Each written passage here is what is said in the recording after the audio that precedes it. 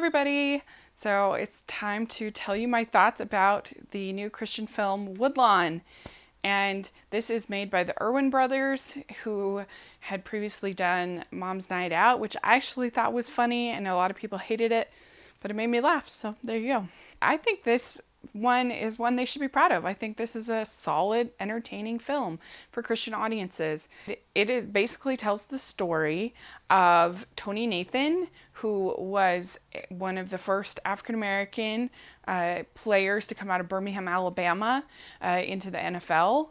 And it's his story in high school, in Woodlawn High School, and it centers around him and his coach, played by the coach Gerald, who was played by Nick Bishop.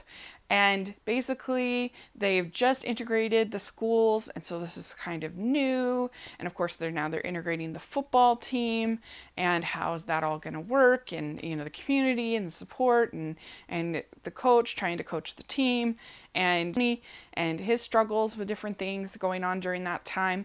And it's set during 1973 and 1974. It all kind of culminates in this epic rivalry game that they ended up having to do it at the University of Alabama as stadium because they had so many people come. There were 22,000 people. And so it sort of tells that story of the football team, and it kind of has a Remember the Titans kind of feel. And the football scenes are shot really well. It's very absorbing, and it's exciting, and you feel like you're down on the field with them. They did a very good job.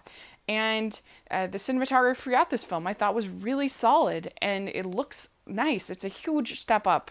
This movie is a huge step up in general from the typical Christian films, which I don't hate. A lot of people hate them. I find value in them, but this is definitely a step in the right direction.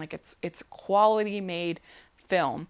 And then there's also sort of this other story that's going on where the coach allows this sports chaplain, played by Sean Astin, of course, was Rudy in one of my favorite sports movies.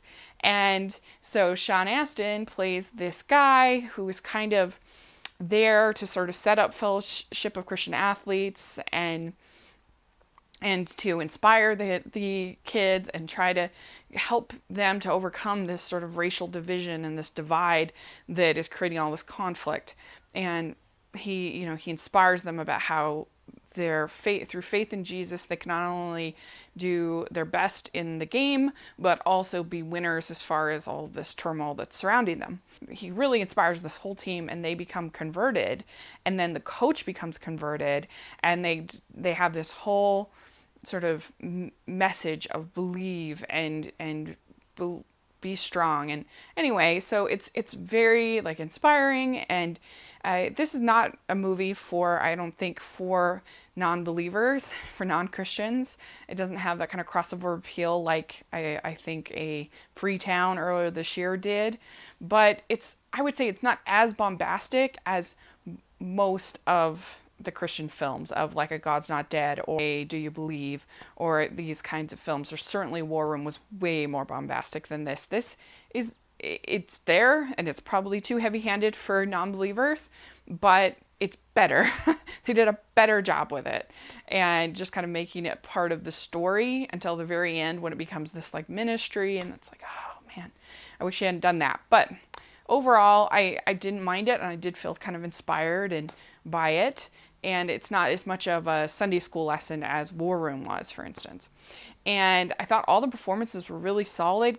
Caleb Castile as Tony Nathan was really good. I thought he had a certain charisma to the screen that was there, and I just enjoyed his performance. I thought that Nick Bishop as Coach Gerard was really good. He had a bit of a feel of the Friday Night Lights coach. I'm not saying he's that good, but he had that sort of feel to his character. There were a lot of strengths. You could see where they really put some money into this. They really invested in pretty good actors. They invested in good cinematography. They made the football scenes look really good. They were a little bit more subtle in the religious dogma, but there's also definitely some problems in this film. It could have been a lot tighter as far as pacing, but also there are a lot of spots where I was wait, that doesn't make sense. they, even though it's longer than it should be, it still managed to have empty things that didn't quite make sense. Like the conversion of the coach, for instance, that kind of came out of nowhere for me. Like he had been sort of not interested, and then all of a sudden he wants to get baptized.